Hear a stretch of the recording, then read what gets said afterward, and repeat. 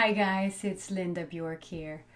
I am coming on today because it's Tuesday and I want to report what we are talking about in Mindfulness Intelligence in our mastermind group. But I also wanted to really make a call out to leaders. We used to be in a normal that we called normal, and then the global pandemic happened, and we're sort of in a new normal, right? And we are now looking at stepping into what's going to be yet another new normal. We're going to hit probably two or three new normals within short because things are moving. Well, on the one hand, it's moving fast, and on the other hand, it feels like everything is so slow now. Like, when can we reopen? When can things go back to normal?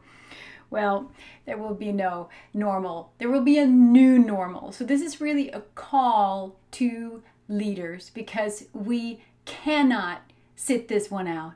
This is not one where, and it's a little dangerous right now because we are lulled into kind of a Zoom world right now. We're lulled into a different way of dealing with everything, frankly, in life that just simply isn't going to fly as we are stepping out of this. And it will not be with a big bang, but there needs to be a big bang within us. There needs to be a process of determination, of stepping up to the plate and saying, yes, I am actually part of the people who feel called to be part of the new leadership. Whatever the new normals will be, will require leadership that's super, super awake.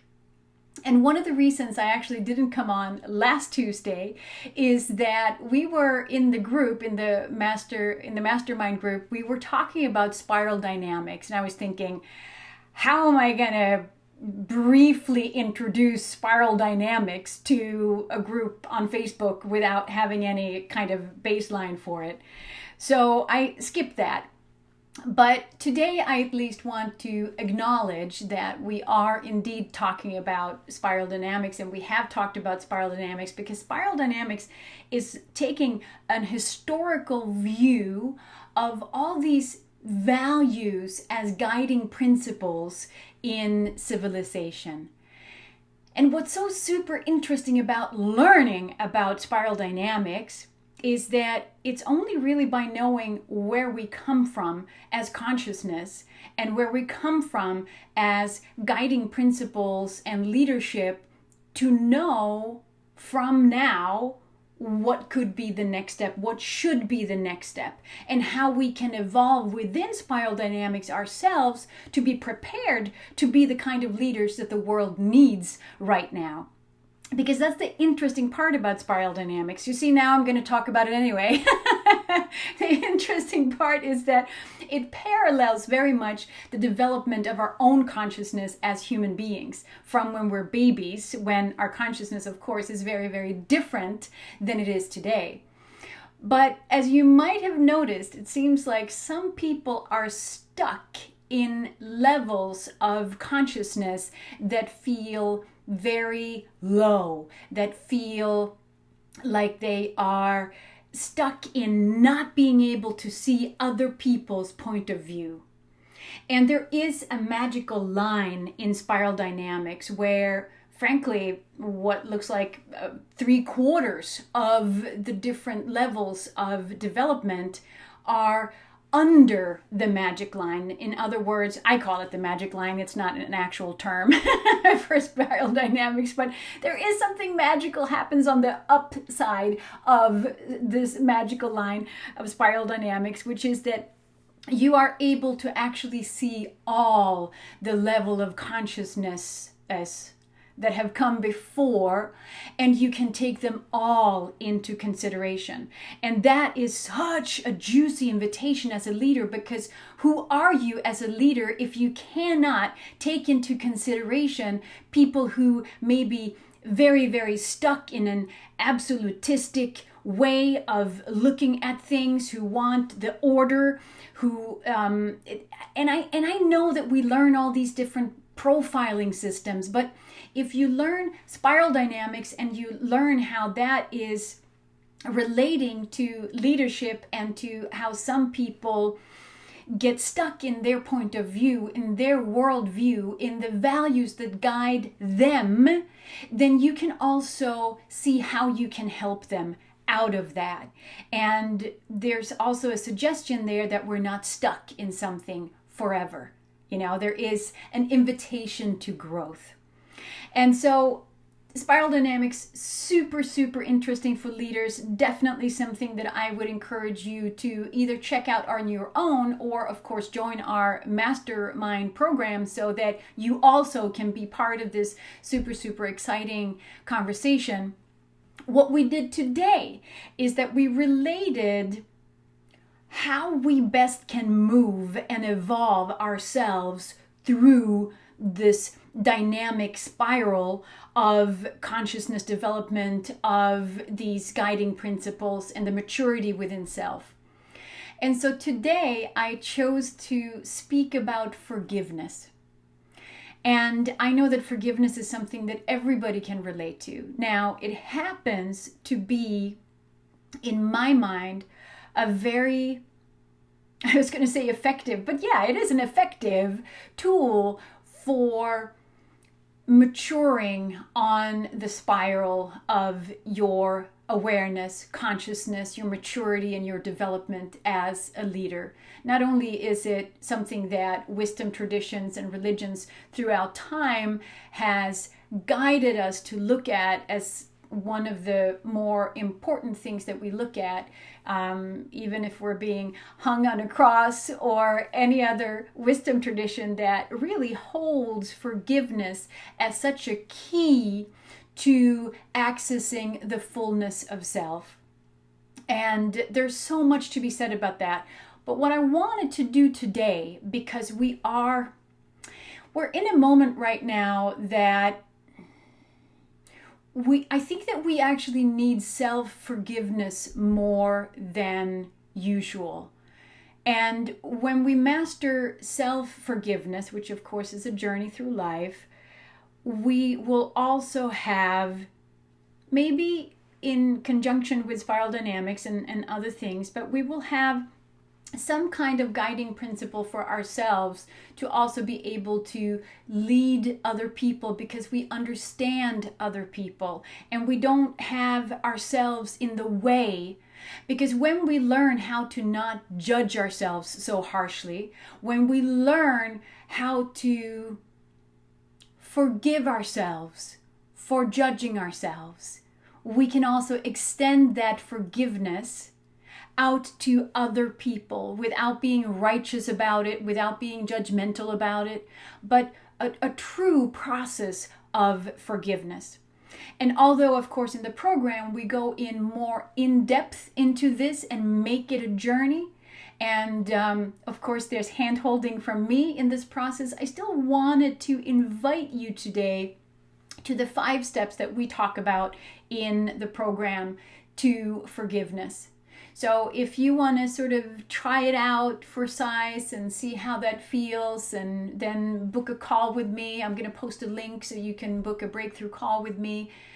I would encourage you to do this, because I talk to so many people, not only my clients and friends, but I have a dialogue with a big business community where I hear that there's a lot of judging of our own selves these days. So we're in lockdown, we're isolated, we are super limited in what we can do. And what do? We judge ourselves for not doing more.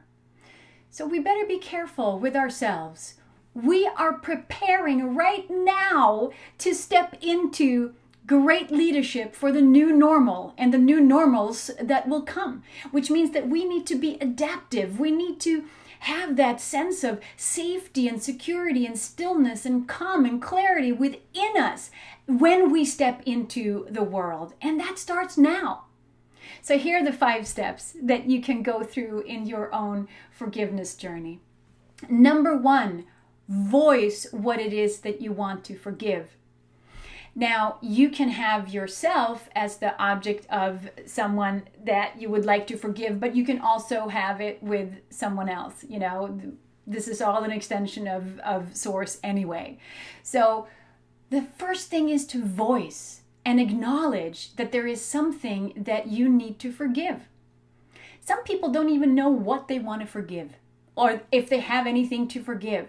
But if you have any negative feedback in your own mind, if you have something that looks like judgment, and whenever you try to take a step, something is telling you that you are unworthy, you know that it's right there that you have some forgiveness work to do. Again, I'm summarizing something that's a lot larger into a bite size for you right now, so bear with me in the simplicity of this. So number one, really voice your story about what it is that you have been upset about or somehow feel that there is pain in your heart. That's number one. Number two is that, and this is one that actually a lot of spiritual people want to just bypass, because we don't want to feel the negative feelings, you know, because we're so good and spiritual, so we don't want to like have any negative vibes around. This is actually an acknowledgement of what's going on in your system. So I would encourage you to have this rattle you, have it shake you. You know, look this thing in the eye. We're not going to stay there. So that's why we can afford to look this shit square in the eye, call it what it is, and have our reaction. So if you need to hit a pillow or cry your eyes out, that's fine. Because when you're done, which I hope will be kind of soon, we're going to move on to number three, which is this beautiful thing called a shift. We're going to shift over into, because we've honored and acknowledged the story and the pain. And so now we're ready, right? We're ready to see the gift in this, the gift of growth in this. That is the shift. You will find a reframe when you find that gratitude within you, when you are convinced that there is indeed a gift. And if you don't find it, well, pretend for a while to, I'm going to pretend now I'm really going to find a gift. Maybe you will. Maybe you will. I'm actually quite sure you will. If you are open and willing and able to do this kind of forgiveness work, you will find growth. And if nothing else, you don't know. And that is the most beautiful wisdom of all times, to just come to, I don't know. That's why I say all the time, I don't have enough information about anything to be a pessimist. I just don't. It's a choice I'm making to see it that way. And you can make that too. And then we come to this beautiful number 4, which is to surrender into you not knowing everything. That's a surrender process, that there's a big life here for you. Maybe there's a big plan for you. Who knows? But you can surrender into the not knowing and surrendering to the bigness of life and to the beauty of what is here. So why should we even argue with it? And then last but not least, and this is actually a very important point that we stress and work with in our mastermind program, which is the integration of the growth that you, and the gifts of growth that you have found in the process of forgiveness. So that is some of the stuff that we were talking about today, and of course wrapped in a bigger blanket, and we talked about strategic choices that we're making today, all to prepare ourselves and being ready for being the leaders in the new normals that are coming. And if you feel called that you are one of those leaders that really, you're taking this invitation for a higher level of consciousness, a higher level of leadership, a higher level of mind skills, that will be required to do all of this, I would very, very much invite you to book a breakthrough call with me, and we'll see. It's completely free. And I do this because I think it's so absolutely lovely to talk to leaders and hear what's on their heart, where they are stuck, where they want to go, and see if I can help. So I'll post a link about that, and hopefully you're going to be one of those who say, yes, I am the leader who will step up to the new normal. And until then, hi everybody who's cheering me on here with the emojis. I love them. Thank you. And we are here together and for each other. And I will see you guys next Tuesday. Until then, take care, and don't forget that you can still sign up because it's tomorrow. Hi, it's tomorrow, the 22nd, that Mark Pfister, my business brother who I interviewed Thursday, that has the free webinar on strategic thinking from here. So I would encourage you. I'll post that link again too, so you get that too. So again, take care everybody. Bye from New York City.